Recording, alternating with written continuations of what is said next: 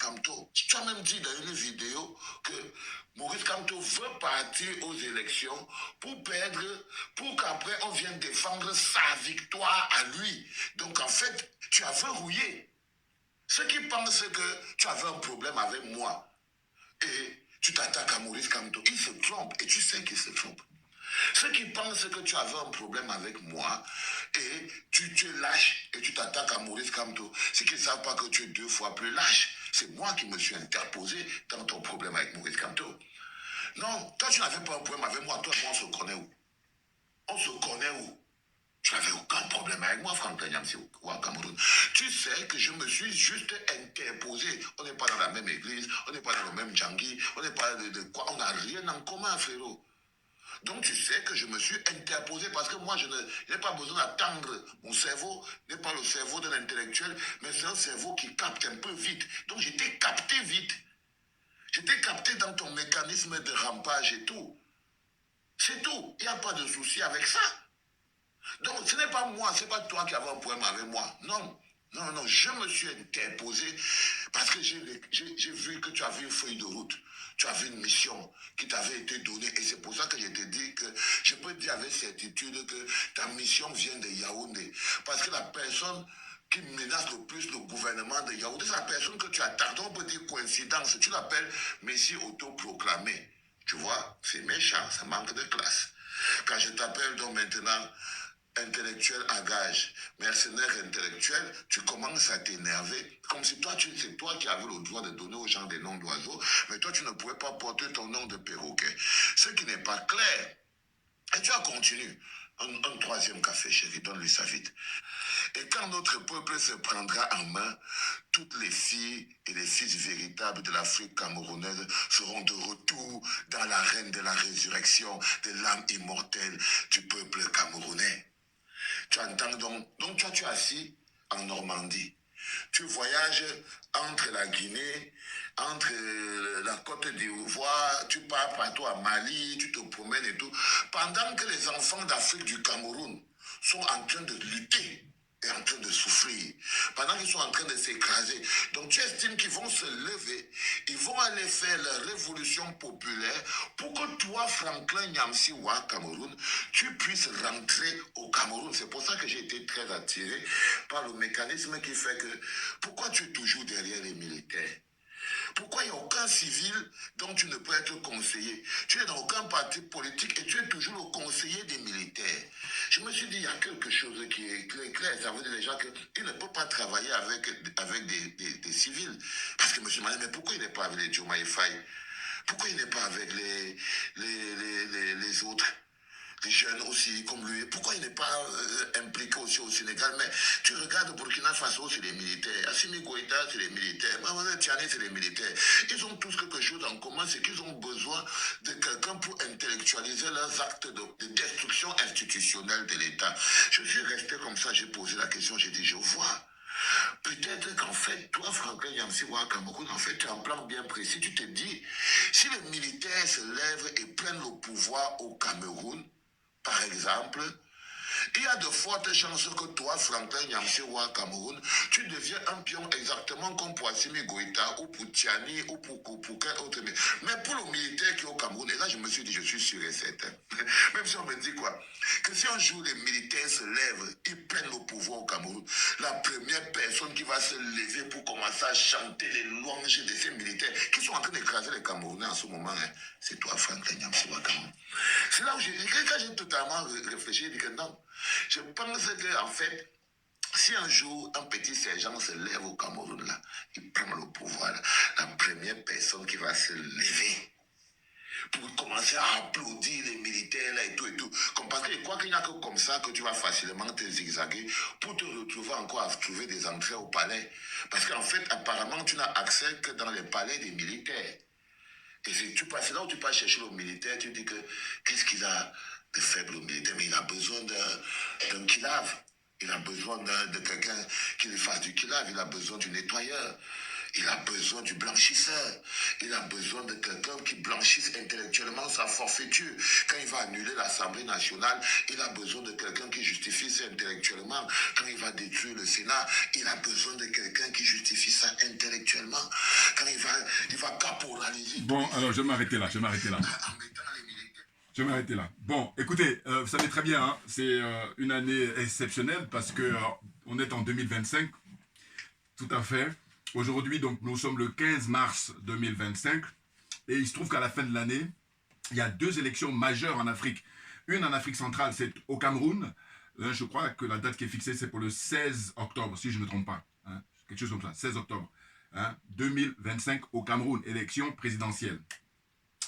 Et en Côte d'Ivoire, qui est en Afrique de l'Ouest, c'est pour le mois d'octobre également, mais par contre, je ne sais pas, je n'ai pas la précision, parce que là-bas, on est dans une situation où, quand je dis souvent que ces gens font un usage caricatural de leur connaissance et de leur savoir.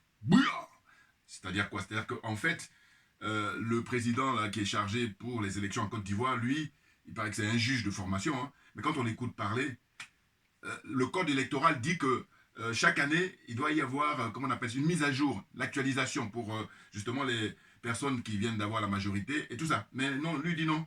Du coup, ça fait maintenant facilement 3 ans hein, où il n'y a pas eu de mise à jour. N'importe quoi. Enfin bon, bref. Là, c'est le Cameroun qui nous intéresse. Djoubian, c'est mon surnom sur le net. Accessoirement, mais accessoirement seulement, je suis un, comment dire, spécialiste de la France. En revanche, je suis un panafricain convaincu, un panafricain convaincant. Alors, qu'est-ce qui se passe? Vous allez voir que je reviens à la charge parce que cette fois-ci, bon, il faut dire que je regarde de temps en temps le rappeur Valsero, qui est très connu au Cameroun. Et il se trouve que je ne suis pas d'accord avec tout ce qu'il dit, naturellement. Mais là, il se trouve, la première vidéo que j'ai montrée précédemment, enfin la vidéo que j'ai montrée précédemment, il se trouve qu'il attaquait, comment dire ça, Franklin Nyamsi. Et comme moi, je critique Nyamsi depuis pas mal de temps, et là, cette vidéo-là, j'ai tenu à la faire parce que j'ai compris, en fait, lui, son problème. Alors, c'est ce que je dis, on est sur un terrain intellectuel, hein, c'est-à-dire même si il a beaucoup de modestie, et puis alors que, voilà, intellectuel, c'est pas forcément ceux qui ont les doctorats machin, non, on est d'accord, voilà. Donc, en fait, c'est le fait de faire jouer ses minds, voilà. Et donc, ce que j'ai constaté, et c'est pour ça que j'ai tenu à faire une vidéo, parce que moi, je me veux être l'avocat d'Assimi Goïta, de Ibrahim Traoré et du général Tchiani au Niger, voilà. Je suis leur avocat. Voilà, clairement. Donc, c'est pour ça que je vais apporter mon éclairage. Parce que je crois que le frère Valsero, il fait une confusion. Et bon, suivant les pays, suivant la situation des différents pays, je cru comprendre quelle est sa crainte. Oh, il ne faut pas tout mélanger. Il faut mettre les choses à leur place. De quoi s'agit-il? Il critique donc Nyamsi, comme vous le savez, parce que lui, il soutient Maurice Kamto. Et je vous rappelle qu'en 2018, même moi, on était allé soutenir le professeur Maurice Kamto. On a été manifester à la place de Trocadéro pour que ceux qui connaissent Paris. Et puis aussi un grand meeting à la place de la République à Paris. Et il y avait Franklin Nyamsi justement qui a même eu l'occasion de prendre le micro, je crois, à l'époque. Bon. Maintenant, les années sont passées et il se trouve que ce que lui reprochent, comment dire, les partisans du président Maurice Kamto, du professeur Maurice Kamto, c'est en fait, il y a un revirement du côté de Nyamsi, à savoir que là, il lance des pics au professeur Maurice Kamto, et à savoir que il dit que, enfin, il préconise un plan B. Alors, à savoir que c'est pas la peine d'aller se présenter aux élections, il faut plutôt préconiser, comment dire ça, une transition, voilà, c'est ça. Et il faut préconiser une transition, et c'est une peur bleue pour Valsero, j'ai cru comprendre. Voilà, c'est pour ça que j'ai tenu à faire cette vidéo, et donner les arguments qu'il faut. En réalité, au Mali, c'est une révolution, mon cher ami, mon cher frère. Alors, d'aucuns vont dire, oui, mais tu l'as défendu. Non, non, non, non, c'est pas de ça dont il s'agit. Justement, le concours d'honnêteté intellectuelle et puis le concours intellectuel, hein, c'est justement d'apporter des éclaircissements. Donc, vous voyez argument contre argument. Et ceux qui le connaissent, qui transmettent mes vidéos, et que lui, il fasse des vidéos pour me répondre. Et ça ne veut pas dire que je suis contre lui. Hein. Non, non, non, non. À choisir, je préfère lui à Nyamsi. Voilà. Pourquoi? Parce que il faut juste lui apporter des précisions. Il a besoin de précisions. C'est pour ça qu'à travers cette vidéo, je lui apporte des précisions. Il dit quoi? Il dit qu'il a constaté que Nyamsi passe son temps à soutenir les militaires. Donc, au Mali d'abord, ensuite au Burkina, et enfin, comment dire ça, au Niger, avec le général Tchiani. Mais ce qu'il oublie, alors que c'est quelque chose de très important dans le parcours de Nyamsi, justement, en tant que conseiller. Nyamsi, ben, il est avec Guillaume Soro. Et Guillaume Soro, c'est un civil. Guillaume Soro, c'est pas un militaire. Même s'il est partisan pour renverser le président Laurent Gbagbo par les militaires, clairement les militaires français. Voilà. Et ça, je ne sais pas s'il a oublié ou s'il a fait ça sciemment. Parce que je ne comprends pas qu'il cite les différents pays et ou les différentes personnes hein, avec qui Niamsi travaille ou en tout cas collabore ou en tout cas apporte son soutien. Et il ne cite pas Guillaume Soro. Bon, il a cité Soro, mais sauf que cette fois-ci, dans cette vidéo-là, qui dure à peu près un peu plus de 14 minutes, il ne cite pas Soro alors que Soro est un civil. Ah, c'est pour ça que ça me surprend. Parce qu'il dit par exemple que pourquoi il ne va pas soutenir les gens du Sénégal alors que eux, ce sont des civils, c'est-à-dire Diomaye Faye et Ousmane Sonko. Par exemple, il cite ça. Mais non, mais j'ai dit non, mon gars. Donc j'ai dit, transmettez mes vidéos qu'il les regarde, ça va l'aider un peu parce que là, il a besoin d'éclaircissement. L'éclaircissement, c'est quoi? C'est de dire, maintenant, il faut dire merci aux ancêtres de nous avoir amené les généraux au Mali, à savoir le général 5 étoiles, général d'armée Assimi Goïta et ses compagnons de lutte, hein, c'est-à-dire les autres généraux. Et il faut dire merci aux ancêtres de nous avoir emmené hein, le capitaine Ibrahim Traoré au Burkina Faso. Et enfin, dire merci aux ancêtres de nous avoir envoyé hein, mention spéciale parce que le Niger, c'est vraiment, c'est-à-dire dans les trucs, espèce de, comme ça, emboîtement. D'abord le Mali, ensuite le Burkina et enfin le Niger. Le Niger, vous voyez, c'est vraiment, c'est pour moi l'apothéose. Voilà. Ah oui, oui, oui, oui. Parce que, vous savez, les Français, ils se servaient gratuitement le nickel, comment ça hein, l'uranium pour leur électricité ici. Depuis toujours. Donc vous vous rendez compte quand le Niger a rejoint le Mali et le Burkina, c'est extraordinaire. Donc on va dire merci aux ancêtres de nous avoir envoyé ça. Et du coup, ceux qui sont, comment dire, hostiles aux militaires et qui sont malhonnêtes, tout simplement. Bon, alors on dirait que c'est leur droit, d'accord. Mais nous on apporte les précisions. Les précisions c'est quoi? C'est de dire qu'en fait, il s'agit des révolutions. Et bien entendu. Je me répète, c'est rien d'autre que la révolution au Mali, la révolution au Burkina et la révolution, comment dire ça, au Niger. Mais c'est tout simple à vérifier. C'est de dire qu'avant qu'ils arrivent au pouvoir, ces trois militaires, là, hein, dans ces trois pays, dites-nous comment ça s'est passé au Mali auparavant. J'enlève l'expérience hein, du président, comment dire, le père de l'indépendance du Mali. Hein, j'enlève son règne. Voilà. Vous voyez? Et donc, après lui, comment ça s'est passé? Il y a eu des militaires, effectivement, mais il y a eu des civils aussi, notamment Ibeka. Vous voyez? Mais quand on fait le bilan, avant l'avènement de les généraux actuels, c'est-à-dire conduits par le général Assimi Goïta, on fait le bilan. Après, on passe, comment dire ça, au Burkina Faso avec le capitaine Ibrahim Traoré. Eh bien, lui, moi j'ai toujours dit, je le répète encore, c'est la réincarnation de Thomas Isidore Noah Sankara. Mais ce qu'il faut vérifier, c'est de dire que il y a eu des pères d'indépendance là-bas au Burkina Faso, hein, des gens qui se sont sacrifiés pour la liberté des Africains en général et pour le peuple du Burkina Faso en particulier. Bon, vous les connaissez. Et donc après arrive le capitaine Thomas Isidore Noël Sankara, un cadeau du ciel, un cadeau des ancêtres, que dis-je, hein? Et pareil, quand on arrive au Niger, il faut vérifier, avant l'arrivée au pouvoir, et toujours je fais l'exception des pères de l'indépendance. Il y a des gens dans chaque pays, là, les pays africains, qui ont pris le risque face au système de la France-Afrique, face au système de l'impérialisme, face au système du colonialisme. Ils ont pris des risques et vous les connaissez. Surtout qu'aujourd'hui, quand on a l'heure d'Internet. Hein? J'ai oublié tout à l'heure le président Modibo Keïta, voilà, pour le Mali. C'est lui qui a ouvert le bal au Mali pour affronter le système français, le système de la France-Afrique, le système colonial, le système impérialiste. Vous comprenez? Donc, pour moi, très clairement, et les gens qui sont honnêtes, parce que c'est de ça dont il s'agit, hein, c'est que c'est de la révolution dans ces trois pays-là. Alors qu'on sait que, par exemple, au Tchad, il y a un militaire, et ça n'a rien à voir, puisque ce sont les Français qui l'ont mis. Hein?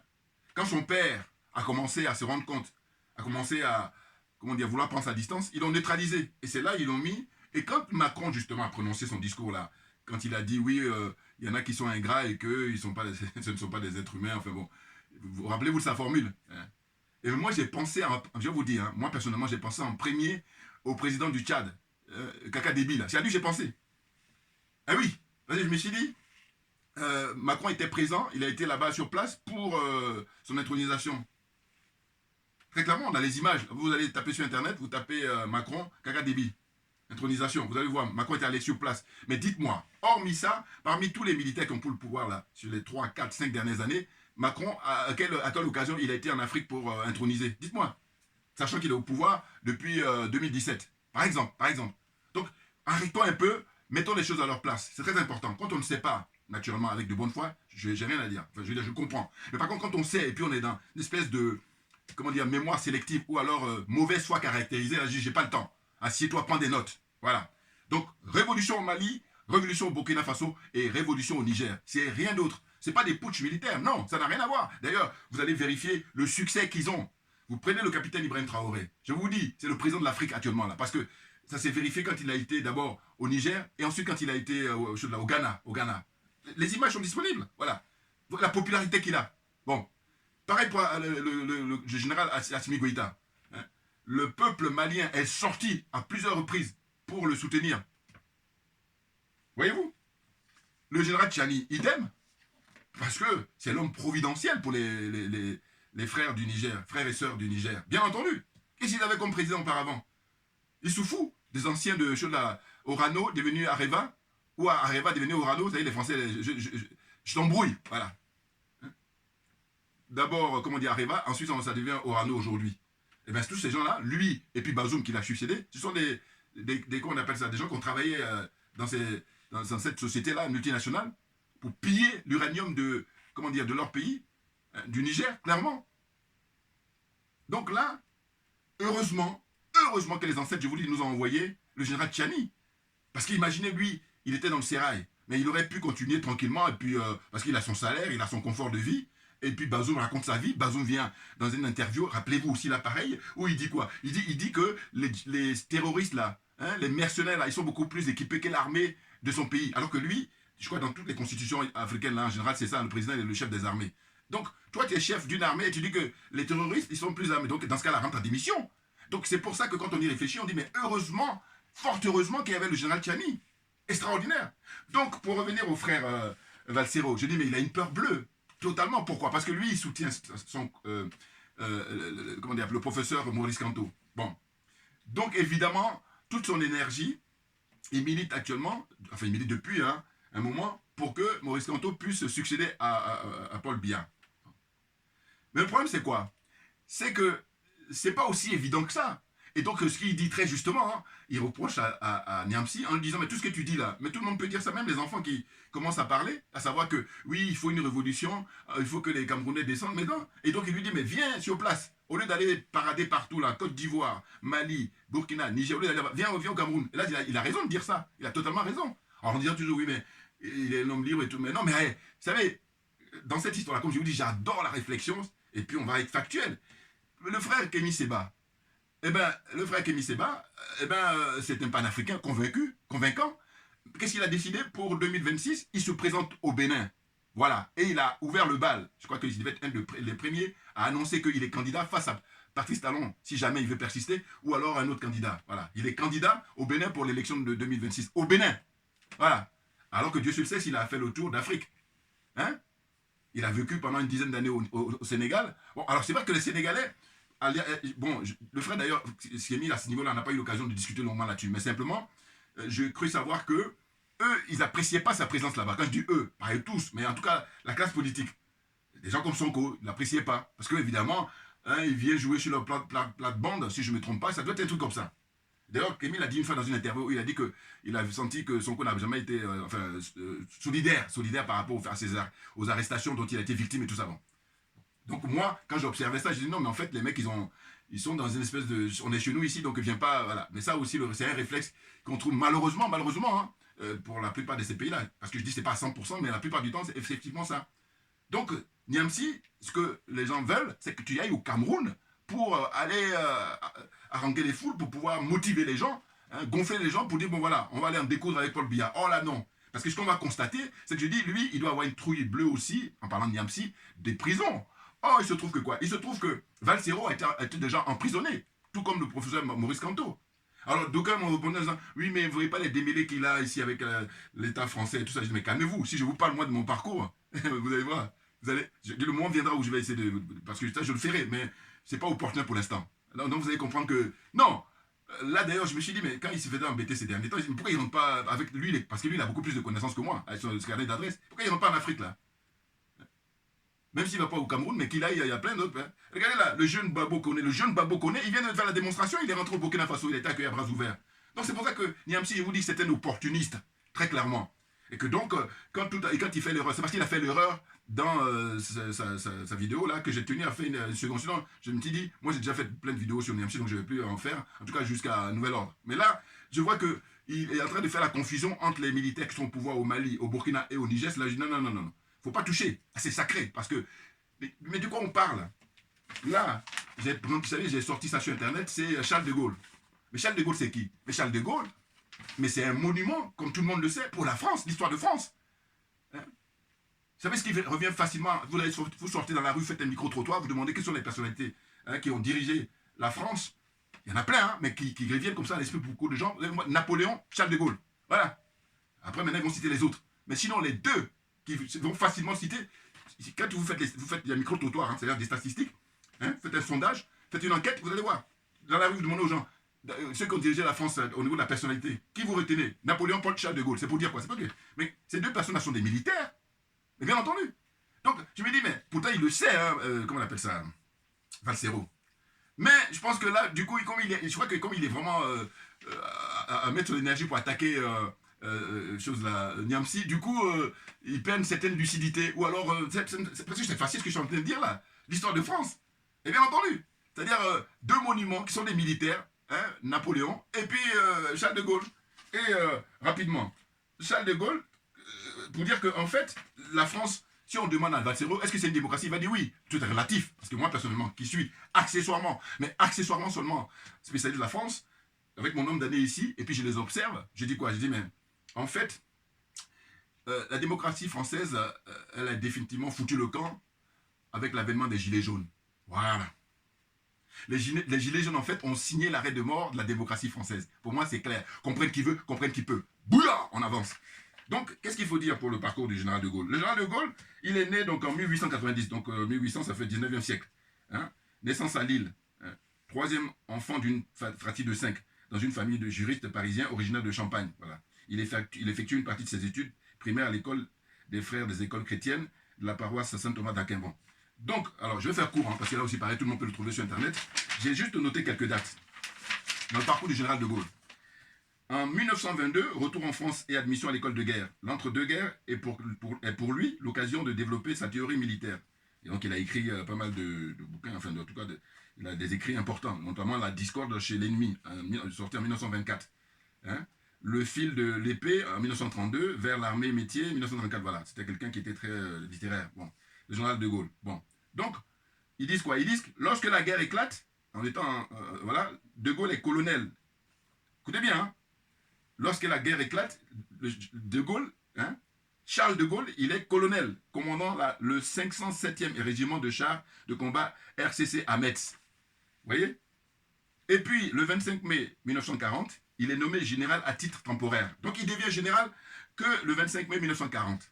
Allez, on poursuit rapidement. Je vous dis, il faut que Valsero, le frère, que je dis, j'ai rien contre lui, hein, mais c'est simplement, c'est important que je lui apporte les précisions, parce qu'il ne faut pas qu'il soit aveuglé par rapport à, comment dire ça, les objections qu'il apporte à Niamsi, et qu'il ne puisse pas dire les vérités. La vérité, rien que la vérité, voilà, c'est ça.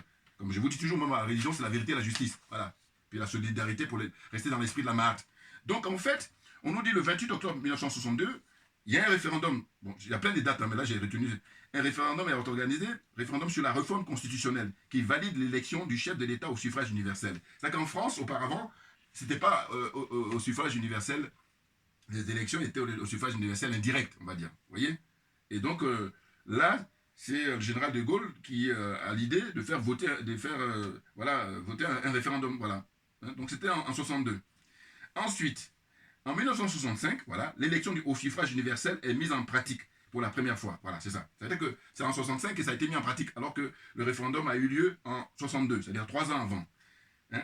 Donc en 65, c'est la première fois que l'élection présidentielle a eu lieu. Après son premier mandat de 7 ans, le général de Gaulle est élu au second tour face à François Mitterrand avec 54,8% des voix. Voilà. Donc il avait comme adversaire François Mitterrand en 1965. C'est l'année où... c'est marrant parce que moi c'est mon année de naissance. Voilà. Bouya une année sacrée. J'ai fait une vidéo là sur le Congo et vous avez aussi pareil. Plein de choses à dire. C'est hyper intéressant. Bon, alors on y va. C'était juste une parenthèse. Enfin, une façon de parler, on va dire. Hein? C'est une année vraiment historique 1965. Donc, 27 avril 1969, donc qu'est-ce qu'on nous dit? On nous dit le référendum portant sur la régionalisation et la réforme du Sénat en France est rejeté par 52,4% des voix. Charles de Gaulle, le général Charles de Gaulle, s'était engagé à quitter le pouvoir en cas de non. Fidèle à sa promesse, il démissionne le lendemain. Il est provisoirement remplacé par le président du Sénat, Alain Poher. Voilà. Il se retire à Colombey-les-Deux-Églises et s'abstient de toute prise de position publique poursuite. Voilà. En fait, pourquoi je note cette date-là? Parce qu'en réalité, quand bien même il n'était pas quelqu'un qui fait du bien pour le peuple africain, hein, mais voilà, il a défendu les intérêts de son peuple, le peuple français là en l'occurrence. Et moi, ce que j'apprécie quand on regarde son parcours, c'est que c'est quelqu'un qui a organisé les référendums beaucoup plus que ses successeurs. Et puis là, il a tenu parole. Donc c'est un homme honnête, profondément honnête, en tout cas vis-à-vis de son peuple. Il respectait son peuple. Donc quand il a perdu lors de ces référendums-là, il a quitté le pouvoir. Hein, il a laissé la place. Vous voyez, oh, il y en a plein là qui sont maintenant dans la l'escroquerie, qui méprisent le peuple. C'est pour ça que le référendum, c'est tabou. Il ne faut même pas leur parler de ça. Mais parce qu'ils confisquent le pouvoir. Puis ils font n'importe quoi. Alors qu'on n'est pas bête, on a quand même connaissance de l'histoire. Et donc on voit, et puis on fait les comparaisons. Et donc on dit, il faut arrêter. Vous voyez, ça mène sur lui. Le 9 novembre 1970, voilà, c'est la date de sa mort, hein, la mort de Charles de Gaulle. Voilà. Donc pourquoi je fais ça? Mais parce que, en fait, c'est pour dire que le frère Valsero, il fait une erreur. J'espère que ce n'est pas volontaire. Je veux dire, dans le sens où, en fait, il a une peur bleue que les militaires prennent le pouvoir, comment dire ça, au Cameroun. Parce que d'après lui, si tel est le cas, si les... Regardez, on est au taquet là. Hein, on est au taquet. Si les militaires prennent le pouvoir au Cameroun, eh bien, selon lui, ça va faire l'affaire de Franklin Nyamsi. Parce qu'il explique que comme Franklin Nyamsi, il est très fréquent, où il est en contact permanent avec les dirigeants du Mali, les dirigeants du Burkina, les dirigeants du Niger, à savoir les pays de l'AES, voilà, hein, voilà. Il est en contact avec eux. Donc, lui, face à ça, enfin, compte tenu de ça, eh ben, il redoute que la même chose se produise au Cameroun. Alors qu'on n'en sait rien. Les gens qui sont très avisés savent, évidemment. Nous sommes des citoyens ordinaires, hein, on est des kidams, donc on ne fait que des hypothèses. Mais selon moi, je dis, l'après Biya, ça va être chaud. Et il y a une image que j'ai vue hier, je ne sais pas si je pourrais vous le montrer, c'est le frère, on se connaît, hein, Nouma. C'est un Camerounais qui vit aux États-Unis. Il a vécu ici d'abord en France, et puis en Europe, et puis il est parti aux États-Unis depuis maintenant quelques années. Et qu'est-ce que j'ai vu? Il a posté un truc TikTok. Il avait une bouteille de champagne et il se lavait avec le champagne. Et puis il y avait dans son bureau là, il y avait le drapeau du Cameroun qu'il a mis en berne. Puis il dansait. Du coup, je me suis dit, mais pourquoi il se met dans cet état-là? Alors, a priori, je me suis dit, bon, c'est quoi? Il a appris la mort de Paul Biya ou quoi? Enfin, oh, visiblement, c'est pas ça. Donc, je sais pas trop. Ceux qui en savent, apportez-moi les commentaires. Parce que quand j'ai vu ça, j'étais surpris.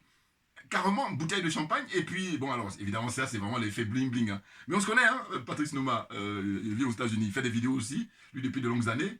Et il est contre le régime de Paul Biya, naturellement. Voilà. Voyez-vous? Bon, voilà, c'est le Cameroun, hein, je veux dire. C'est terrible. Donc, en gros, c'est dire considère que les militaires peuvent prendre le pouvoir. Mais à la limite, c'est pas ça le problème pour moi. Le problème, c'est que ça soit des patriotes. Quand bien même je soutiens Maurice Kamto.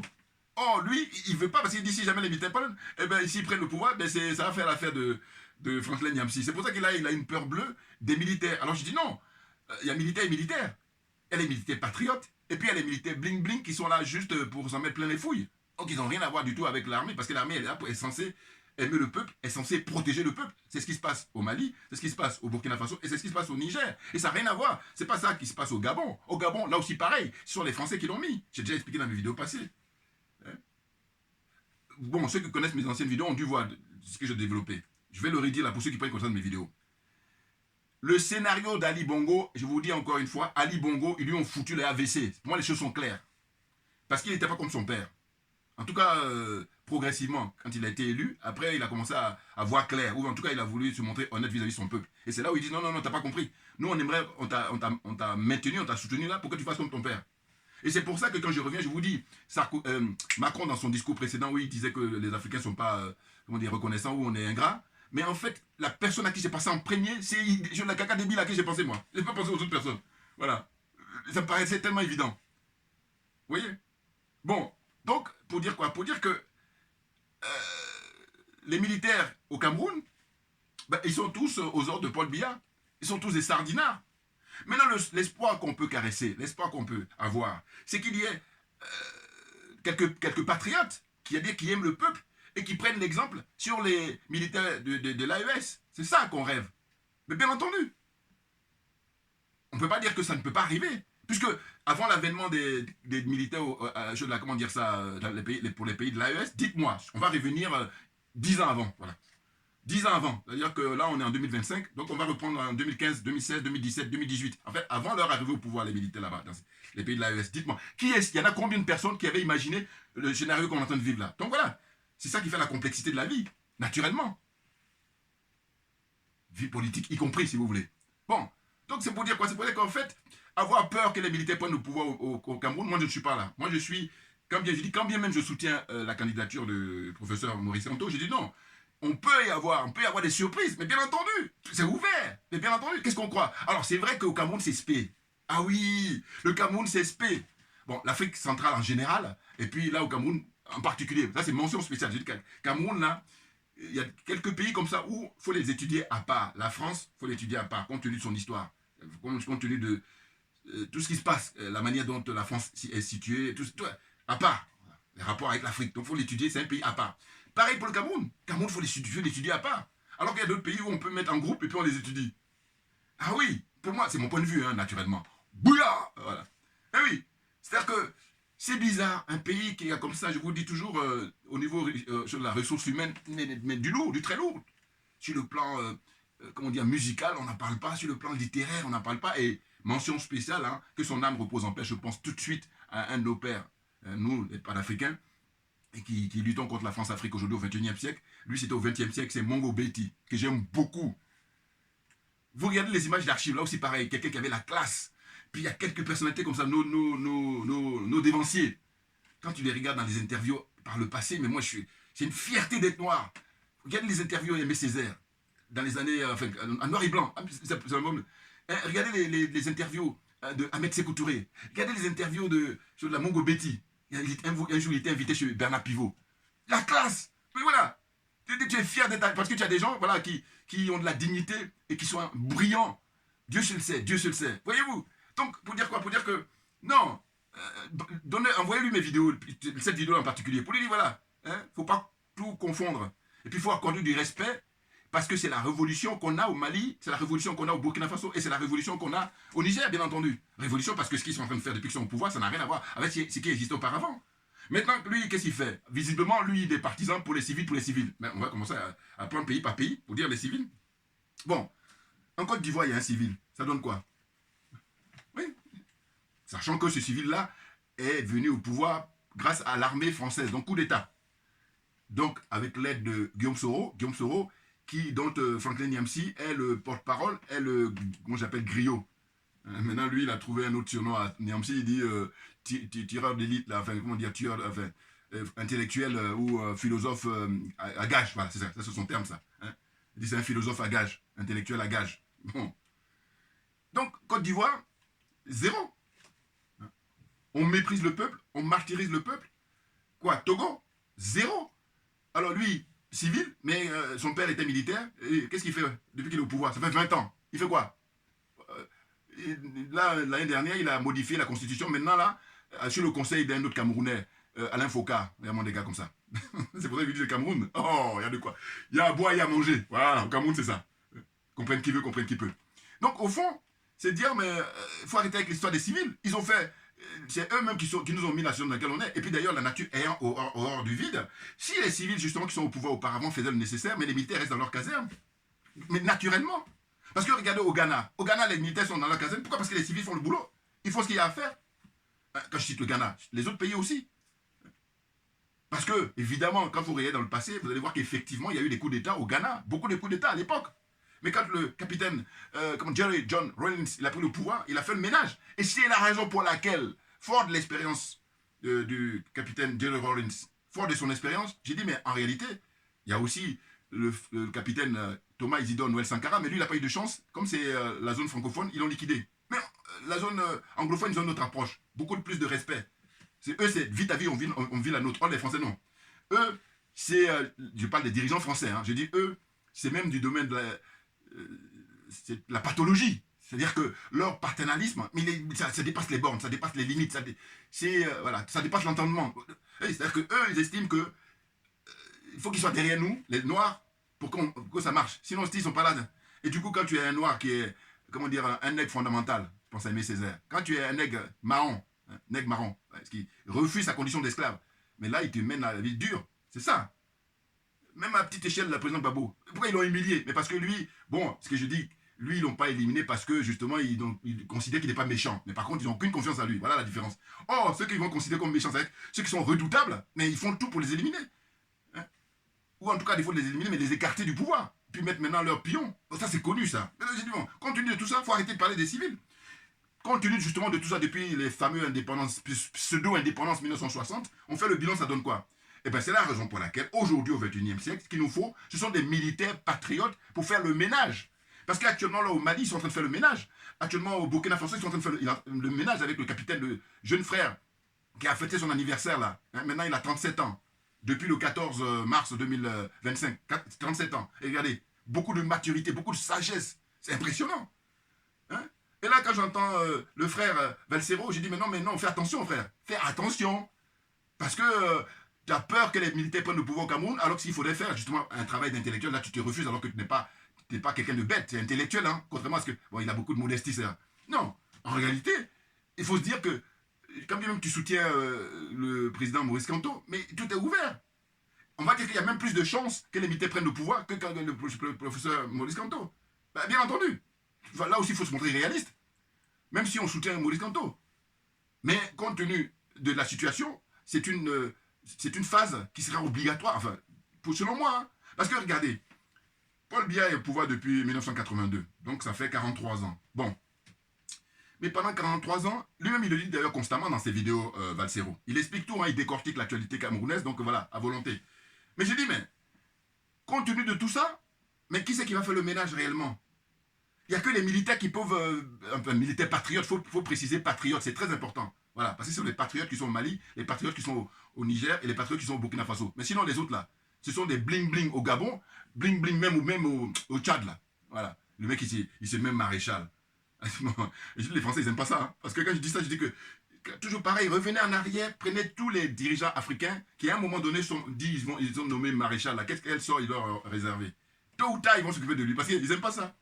Alors on me dit, oui, mais il fait ce qu'il veut. Ah oui, d'accord, mais sauf que ce sont eux qui l'ont mis. Hein. Donc je vais vous dire que eux, 24/24, ils bossent là-dessus. Maréchal qui avant même son père, c'était Jean-Bédel Bokassa. Comment il a terminé? Après, maintenant, il y a son père. Hein?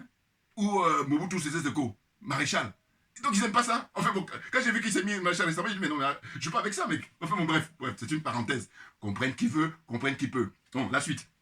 Donc, pour revenir à l'histoire des civils là, dans différents pays, quoi, il veut nous citer quoi? Au Sénégal. Bon, alors, quand c'est comme ça, frère Valsero, prends toutes mes vidéos depuis les 12 derniers mois, jusqu'à ce que Bassirou et Sonko prennent le pouvoir. Prends mes vidéos, parce que parmi nous, les Africains, nous qui ne sommes pas sénégalais, je crois que je peux me vanter d'être un des, vraiment, qui a soutenu, comment dire, les deux personnalités là, qui sont actuellement au pouvoir, à savoir Ousmane Sonko et puis Bassirou. Ah oui, et j'ai cette fierté-là. Bien entendu, parce que j'ai dit, moi, la différence avec beaucoup de gens, je ne suis pas comme ça. Hein? Je suis pas comme ça. Non, constant, parce que c'est la vérité qui doit triompher. Bien entendu. Donc j'ai dit, civil, non.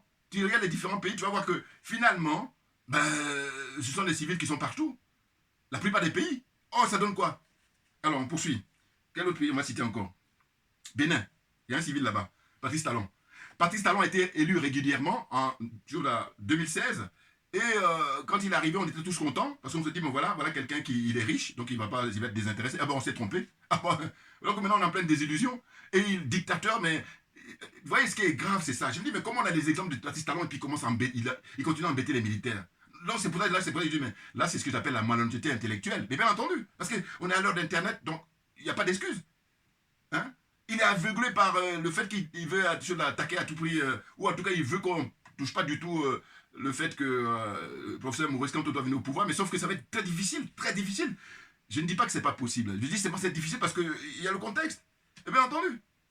Alors j'espère que je me fais comprendre là. Hein. Bon, alors, au suivant. Quel autre pays francophone La Guinée, bon, la Guinée c'est un militaire. Lui, c'est même pas la peine. Bling bling, là, il détient les records, lui. Punaise. Hein? J'ai cité le Togo. Qui encore. Hein? Ouais, vous connaissez, regardez même derrière, là, vous avez. Hein? La liste là. Avec les différents drapeaux là. Donc en gros, tout ça pour dire que il faut faire attention, il faut respecter les dirigeants de l'AES. Ah oui! Écoutez, là, je suis sûr que dans quelques temps, il va faire un mea culpa. Parce qu'au fond, regarde le peu de temps qu'ils sont là. Ce qu'ils ont réalisé. Tu prends pays par pays. Il ne faut pas s'occuper de la presse française, hein, parce que eux, évidemment, ce n'est pas dans leur intérêt. Donc évidemment, on est dans l'intoxication, on est dans la propagande, on est dans le mensonge permanent. Et je dis que le président, son excellence, Vladimir Poutine, qui pour moi est un homme providentiel pour son peuple d'abord, et ensuite pour le pays africain qui veulent sortir de l'impérialisme, du colonialisme et de la France-Afrique. Le président Vladimir Poutine, comment il les a qualifiés, les Occidentaux, les adeptes de l'OTAN là? Et il dit c'est l'empire du mensonge. Et moi, j'enfonce le clou, j'ai dit, c'est même encore mieux que l'empire. C'est la religion. Le mensonge, ils ont érigé le mensonge en religion. Voilà. Donc à partir de ce moment-là, ben, nos vies ne doivent pas se croiser. Parce qu'en fait, nous, on est pour la vérité, hein, dans l'esprit de la maths, et puis eux, ils sont le mensonge. Donc on n'a rien à voir, on est vraiment à l'opposé. C'est comme le jour et la nuit, c'est opposé. Rien à voir. Vous voyez? D'une certaine façon, ce qu'on va dire, c'est que eux, c'est la nuit, et nous, c'est le jour. Le soleil qui brille comme ça. Donc tout le monde voit. Alors que la nuit, vous pensez bien. Bon, enfin, c'est très complexe là, le terrain sur lequel je vais. Non, comprenne qui veut, comprenne qui peut. Voilà ce que je veux dire. Voilà, parce que c'est une façon de parler. Donc je vais m'arrêter là pour dire que, retenez bien que je ne suis pas contre Valsero. Je dis simplement que il fait une erreur d'appréciation parce qu'il redoute que les militaires prennent le pouvoir dans son pays au Cameroun. Oh, je dis, mais c'est ouvert, non, la succession de Paul Biya. C'est ouvert. Voilà. Vous souhaitez simplement qu'il n'y ait pas de mort. Voilà. Parce que, moi j'ai dit, la vie humaine est sacrée. Et donc à partir de là, et très souvent, c'est les pauvres, voilà, les innocents. Voilà. Donc c'est ça qu'on peut souhaiter. C'est tout. Tout le reste appartient maintenant aux ancêtres. Puis à nous aussi, les gens qui sont sur le terrain. Voilà. Mais avec la franc-maçonnerie, Cameroun, l'Afrique centrale même en général, franc-maçon, je suis sûr que je n'ai pas fait une étude là-dessus, mais je suis sûr que si on fait des études pays par pays dans toute l'Afrique, là, l'ancienne colonie française, là, enfin, l'ancienne colonie française, eh bien, on va voir que les francs-maçons, ils sont plus nombreux en Afrique centrale. Ah oui, ça, j'en suis convaincu. Et au Cameroun, alors, n'en parlons pas. Donc, les francs-maçons, là, ils sont nombreux là-bas. Eh bien, c'est pour ça que ça va être difficile. Ah ben oui, c'est pour ça que ça perdure. Et bien entendu, parce qu'ils se tiennent. Ils ont une certaine solidarité entre frères. Hein, frères aliénés, frères complexés, frères corrompus. Dans l'obscurantisme total. Voilà, c'est ça le problème. Donc, hein, le débat est ouvert, la réflexion est ouverte. Merci beaucoup pour votre attention. Et puis à très bientôt. J'espère que je me suis bien fait comprendre là. Juste pour terminer. Là, j'avais oublié, je ne sais pas si j'en ai déjà parlé, mais ça ne mange pas de pain. C'est en octobre dernier. Hein, en octobre dernier, c'était, je crois, le 17 octobre 2024, à l'ONU, il y avait eu résolution anticolonialisme. Et il y a eu 3 pays, en fait, des pays qui se sont abstenus, dont le Sénégal, la Côte d'Ivoire et la Guinée. Ils se sont abstenus, alors que ça portait sur quoi? Sur des pays africains se sont abstenus sur la résolution anticolonialisme à l'ONU. Il s'agit de la Côte d'Ivoire, du Sénégal et la Guinée-Bissau. C'est Guinée-Bissau. Lors du dernier vote à l'Assemblée générale des Nations Unies sur une résolution visant à condamner le colonialisme sous toutes ses formes et à réclamer des réparations pour les pays colonisés. La Côte d'Ivoire et le Sénégal ont choisi de s'abstenir. Bon, là, je vous laisse réfléchir. Hein. Bon, c'était en octobre dernier. Et là, Bassirou et puis Sonko, ils étaient au pouvoir déjà. Hein. Voilà, donc on réfléchit. Merci bien et puis à bientôt. On ne lâche rien parce que c'est nous qui avons raison. Clairement.